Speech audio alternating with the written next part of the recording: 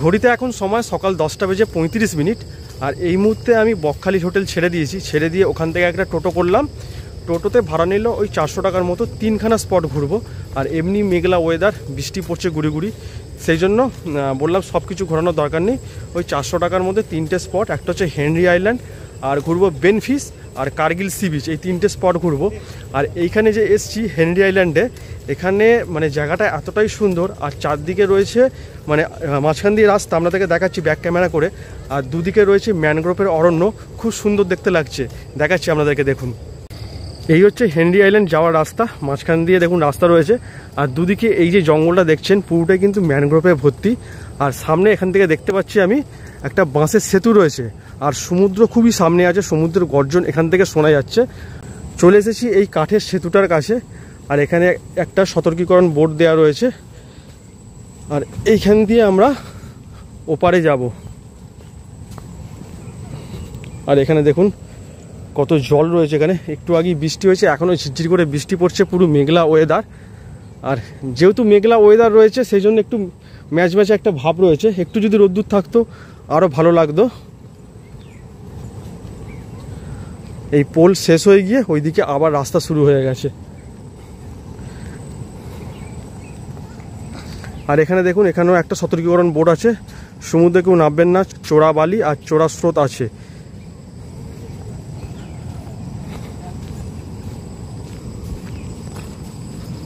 চলে এসছি একদম সি বিচের কাছাকাছি, মানে হেনরি আইল্যান্ডের যে সি বিচ তার কাছাকাছি চলে এসছি।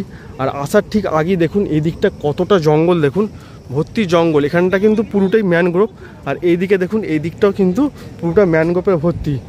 আর সামনেই হচ্ছে সি বিচ, আর এখনও টিপটিপ করে বৃষ্টি পড়ছে। হেনরি আইল্যান্ডে আসলে এই জায়গাটা আমার সব থেকে ভালো লাগে। এর আগে আমি 2বার এসেছি। দেখুন এই যে রাস্তাটা, মানে সি বিচে ঠিক ঢুকবো ঠিক তার আগেই দেখুন এখানটা যেন একটা মানে গুহা গুহা টাইপের, মানে গাছগুলো ওপরে মাথার ওপরে একসাথে জড়ো হয়ে গেছে, আর নিচ দিয়ে রাস্তা। এখান থেকে দেখতে কিন্তু অপূর্ব লাগছে।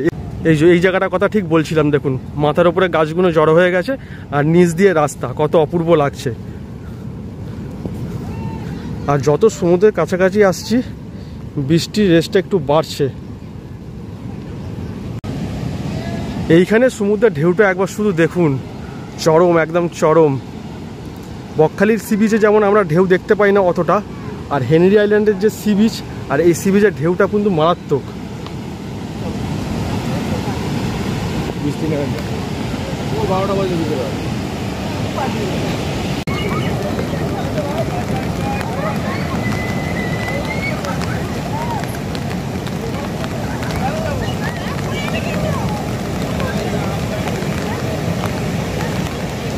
এই হেনরি আইল্যান্ডের সমুদ্রটা দেখে পুরো মন ভরে গেল। বকখালিতে যে সমুদ্র আমরা দেখেছিলাম কালকে, মানে জল ছিল, মানে ঢেউ ছিল তো অতটা নয়, কিন্তু এইখানে ঢেউটা দেখে একদম পুরো দারুণ লাগলো। আর এইবার এখান থেকে বেরিয়ে যাব। এখান থেকে বেরিয়ে গিয়ে আর 2 জায়গায় যাব, কার্গিল সি বিচ অথবা বেনফিস। এই দুটোর মধ্যে যে কোনো একটা যাব। প্রথমে টোটো কাকু যিনি আছেন উনি বলবেন এরপরে কোথায় যাব আমরা। আর এখনও পর্যন্ত বৃষ্টি পড়ছে, বৃষ্টির বেগটা আর একটু বেড়ে গেছে, সেই জন্য আর বেশিক্ষণ থাকলাম না। কয়েকটা ছবি তুলেছি, সেই ছবিগুলো আমি আমার ফেসবুক পেজে পোস্ট করে দেবো।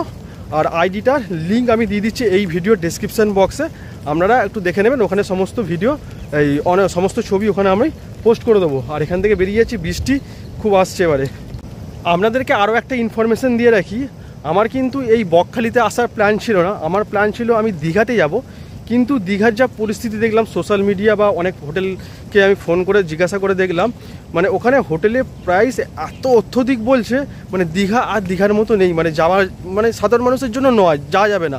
মানে 1000-1200 টাকার যে রুমগুলো সেগুলো নাকি বলছে 5000 টাকা 6000 টাকা এরকম, আর কোনো রুমই নাকি ফাঁকা নেই।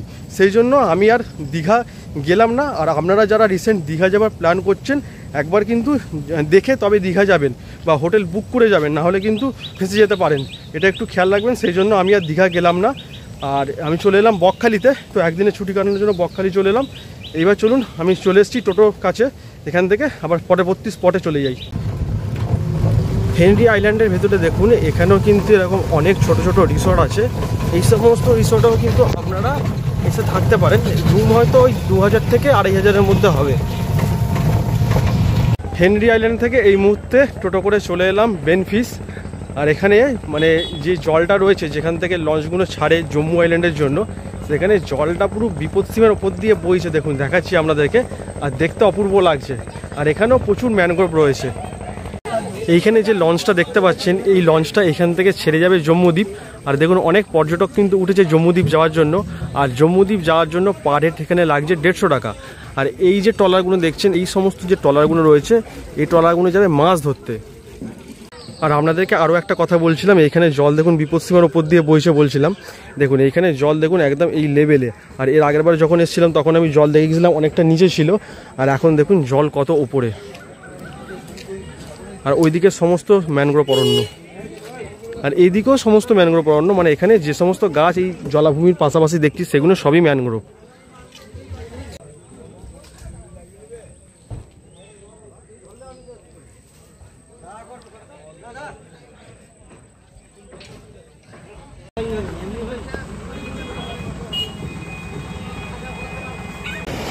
চলে এসেছি কার্গিল সি বিচ।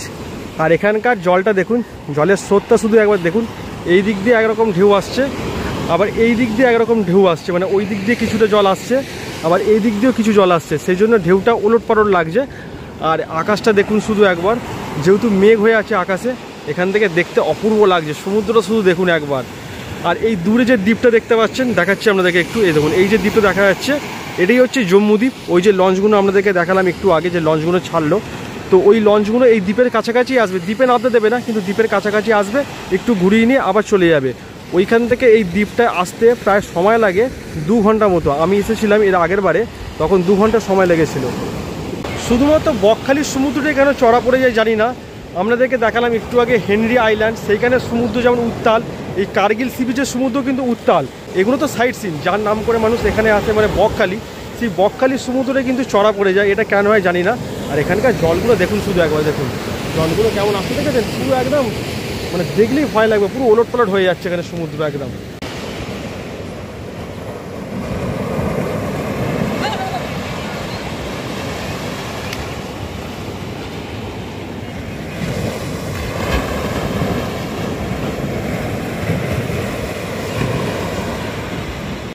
আকাশে মেঘ পুরো কালো হয়ে গেছে, এই মুহূর্তে আবার হয়তো বৃষ্টি চলে আসতে পারে।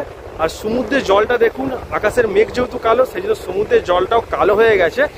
আর এখানে দেখুন, এখানে কিছু মানুষ চান করছে, সবাই যেমন বকখালিতে চান করে, কিন্তু একটু আগে যে হেনরি আইল্যান্ডে গিয়েছিলাম, সেই হেনরি আইল্যান্ডে কিন্তু যে বিচ আছে সেখানে চান করতে দেওয়া হয় না, সেখানে চোরাবালি আছে। কিন্তু এই কার্গিল সি বিচে এসে দেখছি এখানেও কিন্তু চান করা যায়। কিছু মানুষ দেখুন এখানে চান করছে।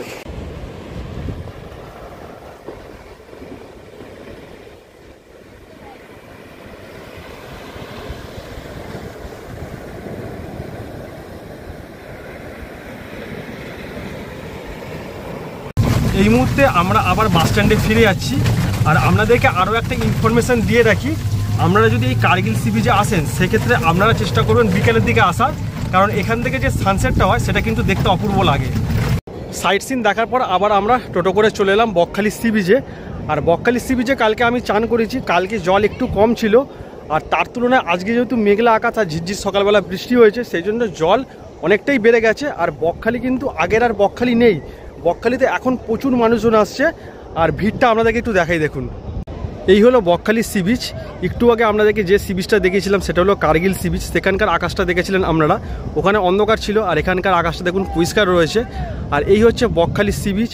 এখানে দেখুন কত পরিমাণ মানুষ এসছে। দেখুন আগে যেমন বকখালিতে মানুষজন খুব কম আসতো, এখন কিন্তু তা নয়, এখন বকখালির চেহারাটা পাল্টে গেছে, এখন প্রচুর মানুষ কিন্তু বকখালিতে আসছে। আর এখানে দেখুন প্রচুর দোকানপাটও বসেছে। এইবার কিছু খাওয়া দাওয়া করবো, তারপর বাস স্ট্যান্ড থেকে বাসের টিকিট কেটে আবার চলে যাবো ধর্মতলা। তো আজকের এই ভিডিওটা এখানেই শেষ করবো। ভিডিওটা কেমন লাগলো অবশ্যই কমেন্ট করে জানাতে ভুলবেন না। ভিডিওটা ভালো লাগলে অবশ্যই চ্যানেলটা সাবস্ক্রাইব করে দেবেন। সবাই ভালো থাকবেন, সুস্থ থাকবেন, দেখা হবে পরবর্তী ভিডিও। আজকের মতো টাটা।